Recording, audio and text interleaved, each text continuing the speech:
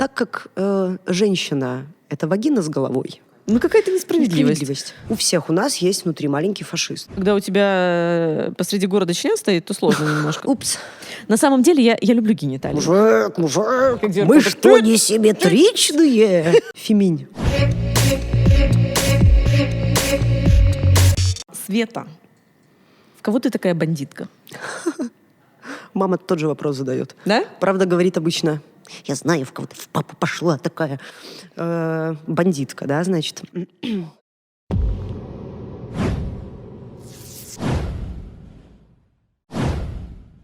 Ну, что я имею в виду? Да, вот уточни немножко. Ну, ты, между прочим, ты сейчас не хотела, чтобы я уточняла, ты уже все как будто поняла. Вот. А сейчас ты говоришь, уточни. Хорошо, я уточню. Когда Альберт обычно вспоминает тебя, по работе, не по работе. Вот звучит фамилия Гатальская. Да, сегодня у нас в гостях Света Гатальская.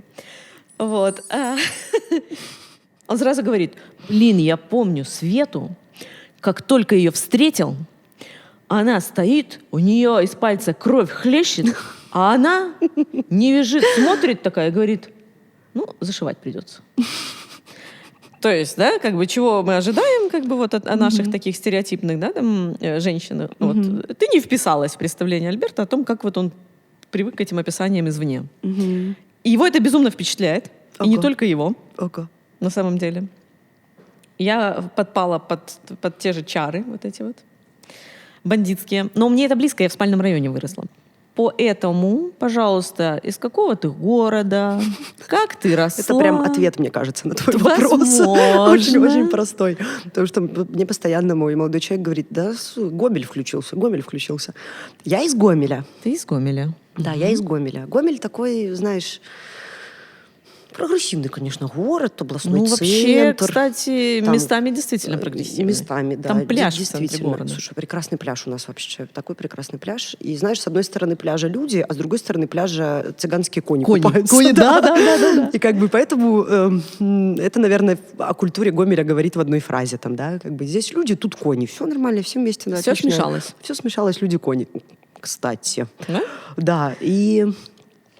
Блин, мне кажется, что оно такое хулиганское с самого детства как-то проявлялось. Я очень любила, типа, там, в казаков-разбойников бегать, знаешь, вот эти все дела. Как-то не было очень у нас полезный такого... навык сейчас. Слушай, конечно. Поэтому, да, слушай, мне кажется, что какая-то такая своеобразная наглость, которая мне 100% свойственна, она зародилась, да, как раз-таки в Гомеле, а потом уже просто, наверное... Были попытки подавления всего этого дела. Но мне кажется, знаешь, у нас вообще такое, как-то, знаешь, страна и система подавления, в принципе. Да, что там с самого детства тебе говорят, как надо, что надо, громко не кричи, не бегай, коленки не дяры, девочки по деревьям не лазают, там, ты мальчик, ты плакать не должен, вот тебе расклад по твоей жизни, садик, ясли, садик, школа, университет, работа, там, и все эти дела. И... Кухня. Конечно, кухня. Ну, это, знаешь, это уже там, да, это в конце, про утопию. Это про утопию мы поговорим. Хорошая кухня. Да, хорошая кухня, где не ты готовишь. Вот такая кухня. Вот как думаешь, за какие твои заслуги перед Отечеством, а лучше, скажем, перед Матечеством? Матечеством, да, это ты хорошо. Здесь оказалась? Матечество. Блин, да, ты вот прям взяла и в самое больное, как всегда. Конечно, я только туда и мечу вообще. И по только что созданной традиции Светлана сейчас сама расскажет, чем она занимается. И почему она думает, она оказалась у нас на подкасте. Каждый раз, когда мне задают вопрос, там, Светлана, чем вы занимаетесь? О, обожаю этот вопрос. Ступор. У меня включается ступор, потому что идентичности как звезд на небе. Ладно, поменьше вру. Но да, это такое... Сложная идентификация все время происходит, но, наверное, то, что я говорю всегда самое первое, это то, что я гражданская активистка, 100%. 100% гражданская активистка. Вижу от ног до головы. Да. Социальная предпринимательница и феминистка. Это вот такие три идентичности, которые пока не меняются на протяжении уже 2 лет. Сейчас разберем. Да. Сейчас на составляющие разберем. Вот, да. И что еще надо было сказать? Ну, все. Это все, да? Да. Прекрасно, хорошо. Да, Это всё, было, до свидания, это спасибо. было Это легче, был да. самый Спасибо. приятный подкаст, самый Это было лаконичный. быстро, да. И я очень четко помню, там, это моя любимая история вообще, когда у меня спрашивают, а как вообще вот ты, как вообще феминизм-то твой начался, да, головного мозга. И я все время вспоминаю историю, как я училась в Франциско Скорыны в Гомеле на факультете иностранных языков. Ну, как бы факультет иностранных языков и вообще все филологические, это такая женская, как это, территория, да, там всегда очень много женщин, очень мало мужчин, и у нас была абсолютно как бы классическая история, у нас было 3 мальчика на потоке, и был у нас такой предмет логика. Так. Логика. И вот на самом первом, как бы, на самой первой лекции мы Всем все сказали сидим. женщинам выйти. Ты знаешь, если бы он так сказал, может быть, может быть, и не было бы феминизма головного мозга.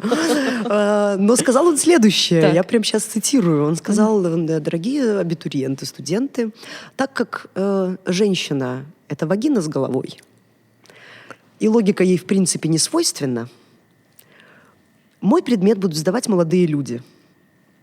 А вы как бы, милые дамы, можете красиво посидеть. Я сижу с открытым ртом для тех, кого не видно. Так. И я, знаешь, в этот момент я просто так поднимаю голову, ну, типа, и все, знаешь, такие, что? What?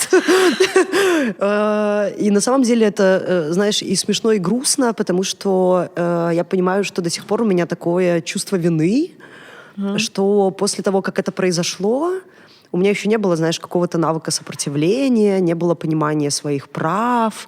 Знаешь, там я не пошла к ректору, я не взяла там какой-то документик и не начала собирать подписи. Ну, в общем, знаешь, не было какого-то такого вообще понимания, что я вообще что-то могу сделать в принципе. И мне кажется, у всех людей в этой аудитории было точно такое же непонимание и какая-то полная беспомощность перед ситуацией, которая происходит. Я просто такая, да, дебил какой-то, ну окей, -1 предмет. Как бы я вот так вот подумала, такая, окей, пожалуйста, как бы. Но вместе с тем, как бы, да, я понимаю, что до сих пор, знаешь, у меня там, я когда вспоминаю, рассказываю эту звоночек историю. зазвенел тогда, да? Звоночек зазвенел, мне кажется, тогда еще не было никакого осознанного, я еще даже слова такого феминизм не знала вообще, да, как бы и в душе вообще не понимала, ни что такое гражданский активизм и вообще, как бы, с чем его едят. Но мне кажется, это был такой момент, ну, который ты, знаешь, когда ты узнаешь какие-то новые понятия, какие-то идеологии, которые принимаешь на себя и которые тебе становятся близкими, ты просто потом такая, это вот это было, да? Да. Сексизм это вот, значит, вот оно тоже было, как интересно. И ты просто начинаешь... Ты находишь слова для того, что с тобой происходит. Абсолютно верно. Ты находишь слова для того, что с тобой происходит, и называешь свой опыт уже какими-то, да, там, словесными фракциями, да. И вот это, да, мне кажется, когда вот начался этот процесс осознания себя как феминистки, начали просто вспоминаться вот эти все, знаешь, подтягиваться там опыты и воспоминания, которые были, а там, знаешь, очень много всего было, да, как бы там этот Галкин, фамилию даже его запомнила, Галкин, если ты работаешь в Скорыне, уходи. Да, и как бы я, да, вот и к чему я, да, к тому, что я каждый раз, когда эту историю вспоминаю, я реально думаю, а интересно, он еще работает вообще? А он до сих пор прогоняет вот эту чушь как бы студентам, студенткам, да? И, ну, вполне возможно, что так оно и есть. Да. И меня все подмывает реально, знаешь, когда в Гомель приезжаю, такая, может, сходить, может быть, может посмотреть, там, может, что-нибудь надо сделать. Но как-то до сих пор я так и не сходила. Но, может быть... Ну, к самым таким травмирующим опытам, на самом деле, первым сложнее всего возвращаться. Да. То есть они вот прям настолько... Я понимаю, что оно такое триггерное, и я прям, знаешь, думая о том, что я зайду в это здание опять, оно такое, лучше пойду на пляжик на коней посмотрю, знаешь. Поэтому, да, ну посмотрим, может быть, когда-нибудь. Ну, посмертно хотя бы. Если долго идти будешь, это само собой случится. Я Конечно, не к тому, что это каких-то неестественным способом. Да, просто для... Время не для тех, кто слушает, бесконечно. нет, мы против насилия. Да, а особенно против, потому что Света у нас занимается инициативой «Маршируй, детка». Да. И это очень против насилия. Да, я очень против насилия всякого разного. Про маршрут детку рассказать надо, да? Слушай, сейчас мы к этому придем, Хорошо. к этой теме все равно, Да. рано или поздно. Но в целом я бы уже хотя бы в процессе перечислила, что да, что все, что ты перечислила из того, чем ты занимаешься, то гражданский активизм — это «Маршируй, детка». экологический активизм — это задума, это zero. Феминизм, я думаю, что через «Маршируй, детку» тоже в основном, или как-то еще каким-то Ну, образом. ты знаешь, мне кажется, оно все как-то... Да во всех Ну, сферах. Вообще для меня нельзя просто... оно как-то вытекает все очень органично одно из другого. Я понимаю, что да, если сначала это был там ЛГБТК-активизм, я вообще начала активизм с мейкаута. Впервые вообще попала в эту всю движуху. Мейкаут — это такая инициатива феминистская, ЛГБТК. И там я вообще узнала, что такое гражданский активизм, как он работает, что такое вообще горизонтальное принятие решений, что такое консенсус, да, и все эти ужасные, сложные процессы и прекрасные вместе с этим. И да, и вот там я, наверное, научилась называть вещи своими именами, начала прокачиваться там в сфере феминизма в том числе. И в итоге оно как-то, знаешь, вот это все ненасильственное... Там я начала называть вещи феминитивами. Да, и в том числе тоже, да, и феминитивами начала называть. Я хорошо отношусь вообще, когда человек находит слова, с которыми он может выразить свои мысли и свои ощущения, то я, в смысле, я шучу, но при этом я с уважением. Да, да. И да, оно как-то, знаешь, вытекает органически одно из другого. Как бы для меня феминизм — это про равноправие, это про свободу быть всем, не только женщинам, но и мужчинам, такими, какими они хотят быть. И исходя из этой свободы, знаешь, оно все перетекло в итоге там в уважительное отношение к природе, в вегетарианство. Да, и как бы для меня это все не это просто взаимодополняющие какие-то парадигмы моей жизни, которые просто органически сложились. Вот и все. И поэтому, да, вытекла там из феминизма вытекла экологическая осознанность, появилась задума, после задумы появился первый Zero Waste магазин. И вот как-то оно все...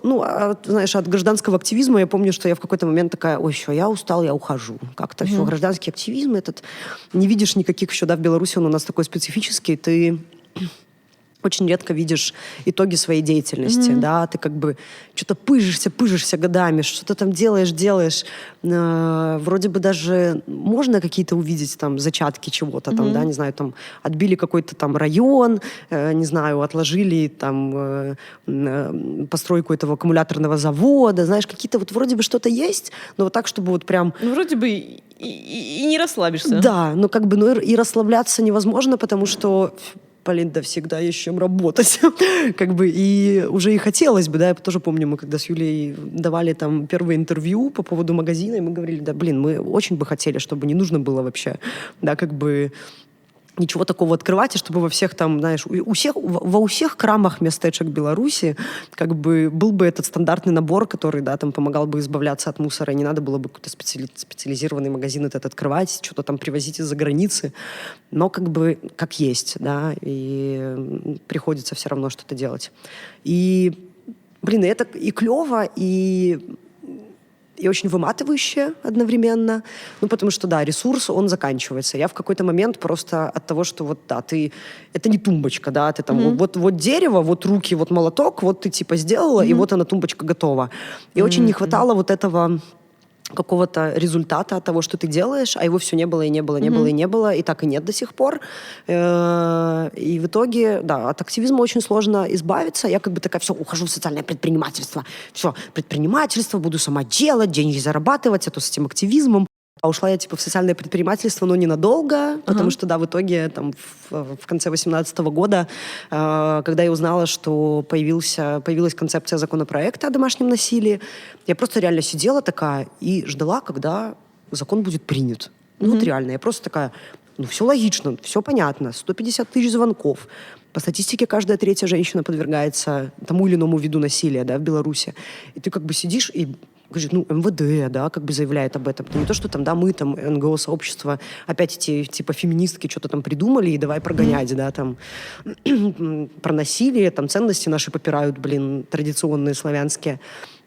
Я просто сидела и ждала, когда закон будет принят, и в итоге, когда человек, исполняющий обязанности президента страны, сказал то, что сказал, типа, мы просто, вся моя лента набурлила в Фейсбуке. Я просто не понимала вообще, что происходит. Как можно сказать, что это наши ценности, и мы их будем защищать. Типа нет у нас никакого насилия. И И я такая, блин, ему вообще статистику давали почитать, в плане, как можно говорить, знаешь, как можно доказанные вещи опровергать открыто, просто врать. И для меня это был такой шок.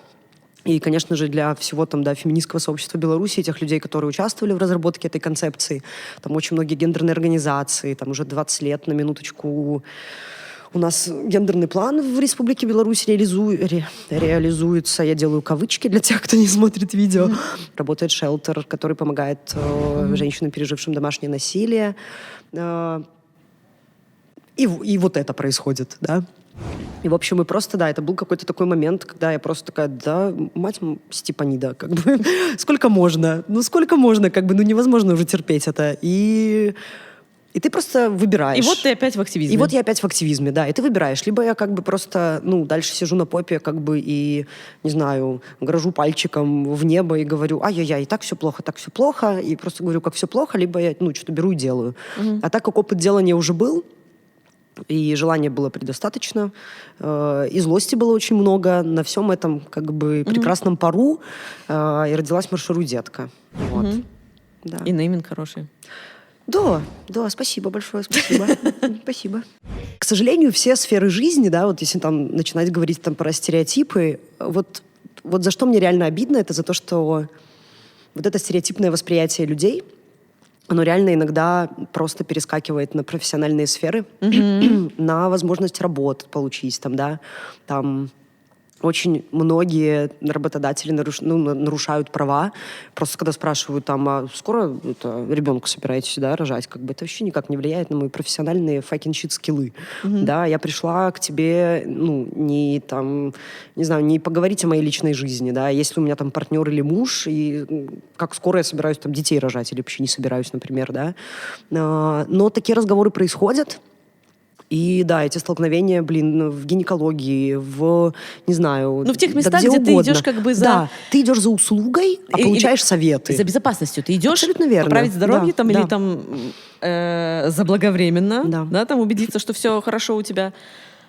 И ты приходишь, казалось бы, тебе в безопасную среду, безоружный и так далее, и оказываешься просто припёртым где к стенке ты находишься в иерархичной системе, где ты подчиняешься, у тебя нет вариантов. Особенно, если ты голый. Да, там стоишь перед врачом. Да, это просто, я понимаю, что такие штуки, на самом деле, они очень страшные. Потому что там, бывала я в больничке, да, когда мне просто говорили, а вы там вообще рожать собираетесь? А я такая стою, говорю, как это касается... А я у глазного, да? Нет, там все было, да, по поводу репродуктивной системы, но знаешь, когда мне говорят, вы рожать собираетесь? Может, давайте мы вам матку просто вырежем сразу? И я, понимаешь, и в этот момент я понимаю, что если я сейчас, не знаю, начну включать Свету хулиганку и бандитку из Гомеля, то, возможно, та услуга, которая мне нужна, будет оказана не профессионально.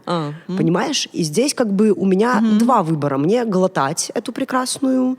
Фильтровать, в общем, то, что ты говоришь. И реагировать, либо не реагировать. Как реагировать?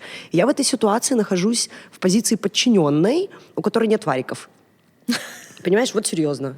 И вот это страшная ситуация, когда ты вынуждена подчиняться системе и затыкаться просто для того, чтобы вот та безопасность, про которую ты говорила, чтобы иллюзию эта безопасность... Да. Тебе и так могут оказать эту услугу непрофессионально. Люди, которые задают такие вопросы. Вот. И это, конечно, вот это страшно. И я, представляю, что мужчины тоже наверняка сталкиваются, с этими, знаешь, принудительными осмотрами, когда у тебя нет вариков, да. Сколько сейчас людей в СИЗО просто тоже без штанов и без трусов находилось в одном помещении с незнакомыми людьми, и это не про безопасность, и это не про гуманное отношение, это вообще не про человеческое отношение. И так быть не должно, но вы же сами все понимаете. Последний раз я слышала эту фразу в очереди за булочкой. Недавно? В прошлом году. Ага. В очереди за булочкой в каком-то маленьком магазинчике, где передо мной и женщиной, которая передо мной, втиснулась еще одна женщина с тортом и такая: я опаздываю к врачу, мне нужно купить этот торт. И такая: вы же понимаете. И мы такие смотрим, и я просто почувствовала вот эту вот солидарность с женщиной передо мной, и мы такие смотрим, такие: нет. Не понимаем. Не понимаем. Объясните. В смысле? Так, ну, понимаете, ну вот если мы так же не сделаем, то Это уже что, будет... взятка? Ну, по сути, человек по сути, говорил, вы же конечно, да. понимаете? Ну, Да, вот, да. вы же понимаете. И тут, понимаешь, человек даже не утруждает себя проговаривать какие-то слова, есть какая-то вот волшебная формула. Да. Что делать, если боролся с абьюзом и вдруг обнаружил абьюзера в себе? Ой, слушай, это на самом деле прекрасно. Ну, в смысле... Прекрасно, что... Прекрасно, Да. прекрасно, что заметил, во-первых. Мне кажется, это уже прям такой левел-ап. Я еще и про себя говорю, потому что я в Вот, конце, вот, чем вот. углублялась в тему, я поняла, такая, ой-ой, Да. надо, возможно, как-то... У правозащитников есть, знаешь, такой прекрасный тезис, который мне очень нравится, что все люди должны понять, что у каждого из нас внутри сидит маленький фашист. Тяжело признать, конечно, да? У всех у нас есть внутри маленький фашист. Просто потому, что мы не в вакууме родились. Родились на определенной территории, видели определенные вещи, слышали, воспринимали и были обучены. И поэтому у каждого и у каждой, буквально у каждого и у каждой есть свой набор стереотипов, есть свои расизмы, гомофобии и все остальные прекрасные штуки, с которыми можно справляться в будущем, но которые сначала нужно заметить, понять и Принять, что это принять, есть. что Да. это есть, и только потом можно с этим что-то делать. То есть пока отрицаешь, ничего отсюда не Ну, конечно, это же сдвинется. как 12 ступеней как там алкоголизма, да? Сначала прими, что проблема существует. И здесь то же самое, да, как бы там, не знаю, 12... Но цель, 12, наверное, не немножко 12, да, там цели немножко другие, да, но как факт, да, как бы без принятия того, что это есть, ну, как бы дальше некуда. Поэтому, да, я вот очень четко, вот прям эмпатично почувствовала, как ты сказала. Я читаю и такая понимаю, воу. И у меня тоже были, знаешь, такие моменты, в которые я такая, так, а это что сейчас было? Света, Да, а я что это сейчас было? А это ты сейчас что сделала? Да. Мгм. И тут как бы очень клево, когда ты замечаешь, что ты это сделала, думаешь, почему это произошло, Да. и как избавиться от этого в дальнейшем. И это, конечно, ну, это сложная задача, но она реально решимая. Еще и не всегда приятная задача. Ну, конечно. Ну, как бы ты ж очень веришь в то, что ты добрая, светлая, чистая, Олеся, как в песне поется. И как бы очень хочется быть вот этой, да, как бы очень добрым, там, прекрасным человеком. Нам всем хочется, чтобы нас там любили, ценили, да, чтобы говорили про нас хорошо. А когда мало того, что, например, люди тебе могут сказать, что там, что ты что-то неправильно делаешь, ты же защищаешь себя, ты же не хочешь быть плохим, да, не хочешь быть плохой. И да, это очень сложная такая психологическая, на самом деле, штука, которая на левел-апе решается, да. Но до этого левел-апа сначала, конечно, Дойти, очень да. много всего должно произойти. Но я еще не зря это вспомнила, потому что это тоже связано с там, конкретными какими-то историями. Причем эти истории случаются, например, очень сложно как бы отстаивать свое и так непопулярное мнение, да. когда, там, допустим, ладно, ты сам замечаешь за собой какие-то такие вещи и работаешь с ними, или сама. Вот. Но когда кто-то из сообщества вот просто совсем не кошерно, короче, как-то поступает, Да. и это очевидно, и вот эта вот дилемма, да, когда ты либо покрываешь того, кто оплошал, либо чтобы вроде как выиграть лайки, да, что типа, ну нет, у нас нет паршивой овцы в стаде, да, либо все-таки признать и сказать, да, оплошал. И важно, что он сделает дальше. То есть либо признает там и так далее. И то же самое, мне кажется, вот даже там в МИТУ и так далее, во всех этих движениях, да, очень сложно там, допустим, заслуженных актеров, заслуженных режиссеров, там всех.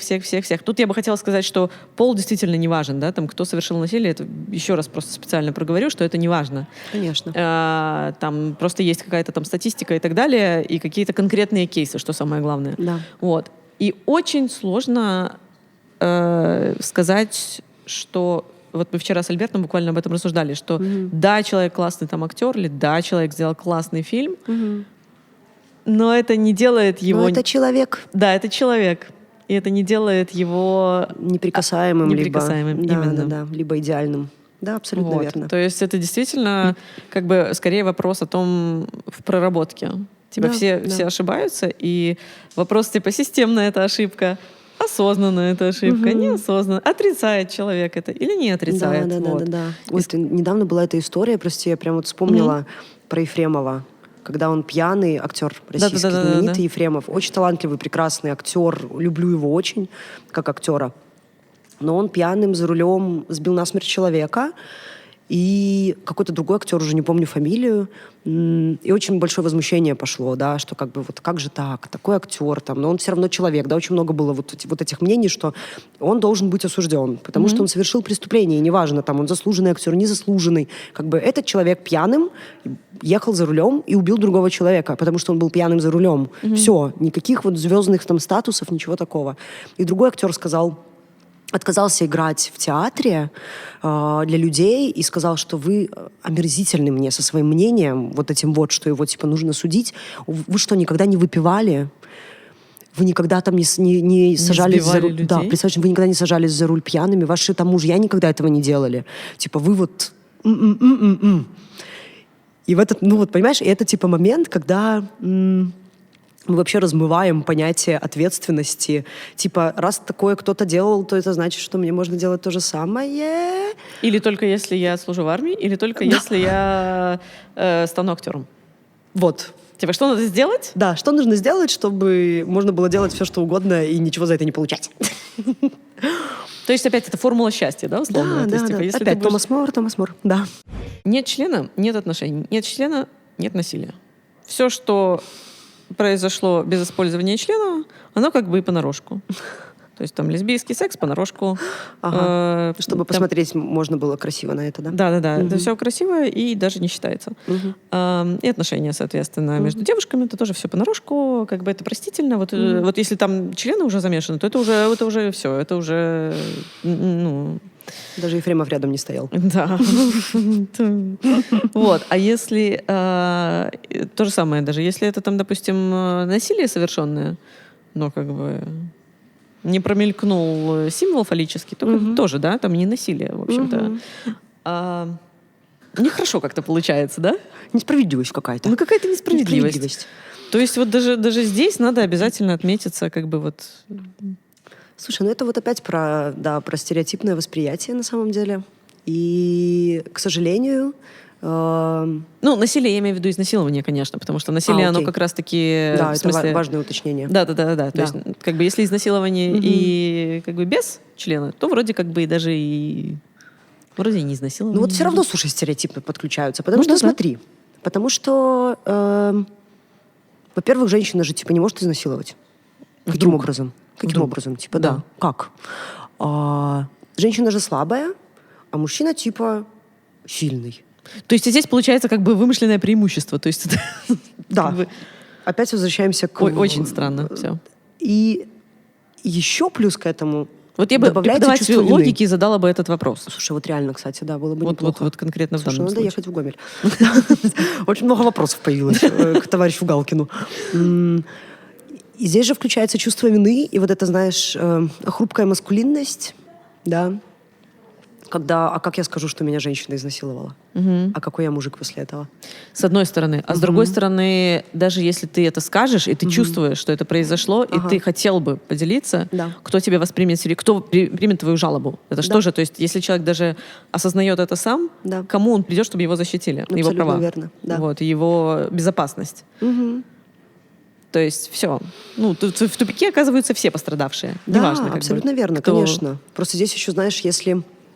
Даже если женщина женщину. То есть это Да, вообще да, не важно. да. Тут как бы... Ой, слушай, это был мой стереотип очень, на самом деле, очень долгий. Я думала, что женщина женщину не может, ну, типа, не может к ней плохо относиться там и абьюзить, прикинь. Я очень долго реально думала, что вот, например, в лесбийских отношениях невозможно насилие по отношению к партнерке. Реально. И я помню, как мне сказали: о, Светочка, серьезно, ты так думаешь? И я такая: блин, да, но мы же, типа, женщины, мы же понимаем там друг друга.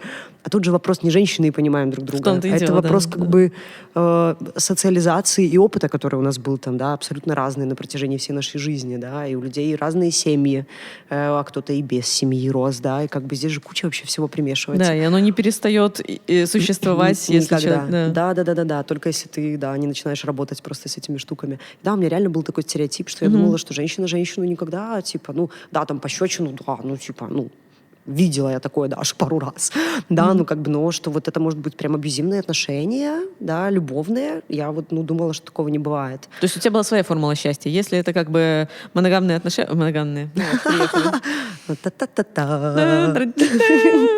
Нет, и в моногамных тоже нет формулы счастья. Нигде нет формулы счастья. Приходим к банальным истинам. Нету секретной формулы без работы над собой. Абсолютно верно. Просто так вот взял и получил счастье. Нет, возможно, как, опять же, в разговоре с Кипой мы говорили про то, что нормальных людей не существует, но есть мнение, что есть немного психически здоровых людей. Вот им так... Большое количество. Да, вот повезло. Вот повезло. Да. Опыт жизненный так совпал. Да. Может, людей мало вокруг, может, еще что. Ну, как-то вот вышло. Явно есть эти люди. Явно есть люди, которые встретили и умудрились каким-то образом вот прожить свою жизнь гармонично. Постоянно ищу такие примеры, постоянно держу крестики, постоянно разочаровываю, сама себе воздаю какие-то такие, ну, чтобы какой-то образ был перед глазами, да, там, вот, образа. Вот. Постоянно убеждаюсь в том, что, ну нет, никто не проживет твою счастливую жизнь за тебя, чтобы ты повторил, и у тебя все получилось. Да. Хотелось бы, конечно. Но... Да. Давай попробуем представить мир без культа гениталий. Слушай, задача очень сложна. Задача очень сложна, потому что даже монумент на площади Победы как бы все об одном. Ну, понятно, что когда у тебя посреди города член стоит, то сложно немножко. Но, с другой стороны, в другом конце стоит шар. Да, такое тоже Можно есть. как грудь считывать, например. Да, можно. Или нет. Или не нужно. Мы же про мир без гениталий сейчас собрались говорить, а уже ищем сиськи по Слушай, городу. ну это как бы вторичное. То есть Окей, это все-таки, вторично все-таки, хорошо. Да. Я бы хотела, чтобы грудь в мире продолжала присутствовать при этом. Слушай, я тоже за. Разные. Конечно. Да. А по-другому никак. На самом деле я люблю гениталии. 2 одинаковых грудей даже у одной женщины нет. Вот. Понимаешь? Вот сейчас кто-то такой, как? И пошел с линейкой к зеркалу. Мы что, не симметричные? Люди, мы не симметричные. Да, вот And that's это okay. шок. Абсолютно окей. И, тем не менее, я хочу сказать, Да. опять же, вот игнорируя гениталии, вот предлагая игнорировать гениталии, Да. я хочу сказать, что я люблю гениталии. Конечно, любишь. Вообще, и женские люблю, и мужские люблю. Вот все гениталии хороши. Когда они не в голове. Да. За исключением морального секса. Вот, тем не менее. Ага. То есть, Важное уточнение. да, я имею в виду, когда мыслями и поступками все-таки в повседневной жизни и в жизни среди людей управляют не они. Слушай, ну я вот как-то все-таки верю, что это может быть возможно. Оптимистку подвезли, да, тут? Да. Ага, окей. Ну это прям такая оптимистка не очень уверенная, но как бы Я практикующая. называю себя оптимисткой и фаталисткой. Практикующая. И Фаталистка, я значит. ожидаю худшего, но надеюсь на лучшее. Не, это хорошо. В общем, я думаю, что такое вполне возможно. Так. Не знаю, через сколько тысяч лет. Ну, как бы, знаешь, очень часто говорят, ну вот когда вот эти бабушки с начесами из наших министерств уходят, сразу все станет хорошо. Сразу станет модно ходить с начесами. Очевидно же, что Вот. будет, когда Мне бабушки- кажется, мода вернется. Но, слушай, сложно жить без парадигмы гениталий, когда все вокруг только про них и говорят с самого твоего детства, понимаешь? И тебе уже в роддоме там розовенькое или голубенькое предлагают на выбор, да? Но, А ты уже готом родился, как Альберт, например. например, Вот что ты хочешь черное, а тебе голубой розовый. Вообще, типа, у человека А ты выбора сказать не нету можешь. с пеленок. ну вот капец, да? А ты даже сказать не можешь, Ну, тебе вообще-то черная такая, пеленочка Такая, нравится. что, хорошенький? Я такая, черная, я хочу. Бедный, как тебе тяжело, Альберт, живется. Боже мой, не могу. Страдания. Жизнь, сплошное страдание. Слушай, ну это бы Сейчас очень упростило ударимся, жизнь, скажу. Ударимся. Я думаю, что это очень бы упростило жизнь вообще очень многим людям. Если бы ребенку приносят на, хотел сказать, смертном одре, тьфу-тьфу-тьфу, короче, на рождай, и как называется? Так, мы сейчас про оптимизм, Люда, прекрати. Я опять в свой тлен, мрак, готика. вот именно, вот, на Альберт, смертном просто это одре. его аура. Вот, короче, тебе приносят, ты такой, мелочь лежишь такое еще, такое бесформенное такое, но писюн уже отличают у тебя, взрослые Конечно, такие, конечно. видно.